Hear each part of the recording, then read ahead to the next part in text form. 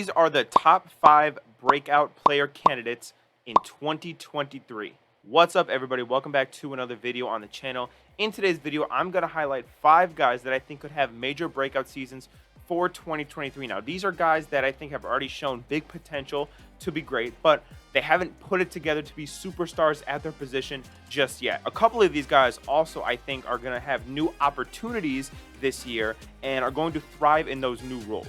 As per usual, make sure to comment your breakout players down below, and don't forget to subscribe to the channel. But all right, let's go ahead and get right into the list. Player number 1 is going to be Justin Fields. Now, I know everybody's predicting a Justin Fields breakout season in 2023, but that's for good reason. Justin Fields had a very, let's call it, entertaining last season in 2022. He almost set the quarterback rushing record, had over 1,000 yards. But I'm most excited about Justin Fields, not because just of his rushing ability, but because I think that he can take the next step as a passer and truly be one of the most elite weapons in the entire NFL. Now, the Bears have addressed the 2 biggest weaknesses with the offense last year. They got him an improved offensive line by taking Darnell Wright 10th overall, and they also much improved the receiving core by taking DJ Moore away from the Carolina Panthers in exchange for the first-round pick. Now, getting Justin Fields a certified tackle and certified wide receiver 1 is the best thing that you could do for his development and for his performance on the field. Last year, Justin Fields was thrown to a bunch of scrubs and barely had any time to throw. And it's like I always tell guys out there, right? You could never have enough protection. But seriously, I think getting Darnell Wright is going to be a huge move for the Bears, and DJ Moore and him are going to have an insane connection with each other. I cannot wait to see Justin Fields, how much he thrives, and how much the Bears improve because of the additions that they got in the offseason. We've seen similar quarterbacks take a big leap in year 3, guys like Josh Allen. So I am very, very excited to see Justin Fields ascend himself into legitimately top 10 quarterback range. You know, that's something the Bears have really never had. The closest they've gotten is like Jay Cutler. The next guy I have on my list is another guy that people have predicting a breakout for. It's Kyle Pitts. Now, Kyle Pitts was one of the highest drafted tight ends of all time. He was considered a unicorn, one of the most freakishly athletic tight ends ever.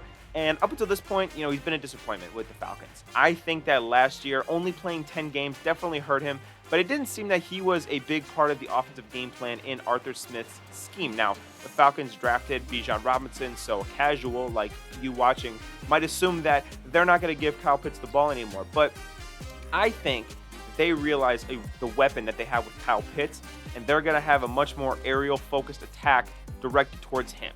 Are they still going to run the ball at a very high percentage? I think so, but I think that he's going to get a high percentage of the targets in the passing game.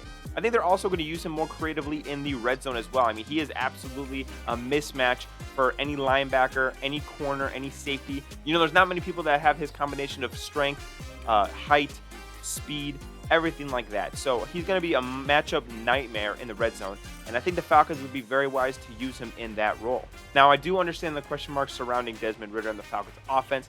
However, we've seen good tight end production from subpar quarterback play before. So I don't think that Kyle Pitts is somebody that's going to need a great quarterback, but I do think that he's going to be a much bigger part of the Falcons offense, and he is going to prove why he was one of the highest drafted tight ends of all time.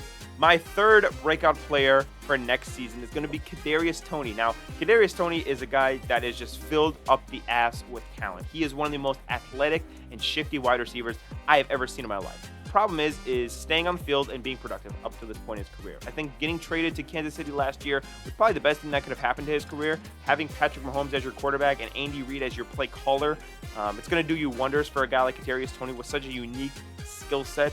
I think last year, you know, he wasn't a big part of the offense because they weren't used to him and everything like that.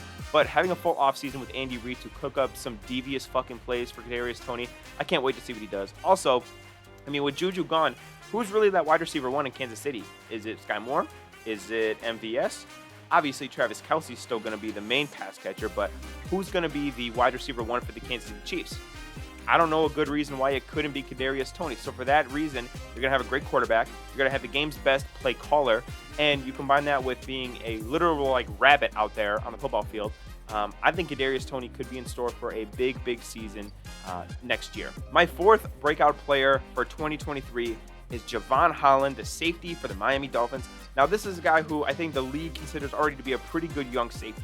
but I don't think he's in top safety in the league contention, but I do think he will be this year. And here's why. Javon Holland is a phenomenal talent.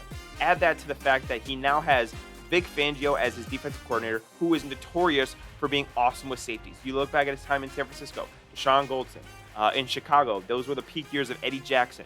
Justin Simmons was a Pro Bowler when he was with the Broncos. He is really good with his safeties. Also, getting Jalen Ramsey is going to take some responsibility off of him. I think he's going to be able to play more of a robber role, make plays on the ball, go and sack the quarterback. He's going to be like what the Seahawks want Jamal Adams to be, essentially. So just keep that in mind. And then my last breakout player for 2023 is going to be Nakobe Dean. Nakobe Dean is a guy who didn't get much playing time last year for the Eagles. He was a rookie. Obviously, he went to Georgia because that's the only school that Eagles take their players from.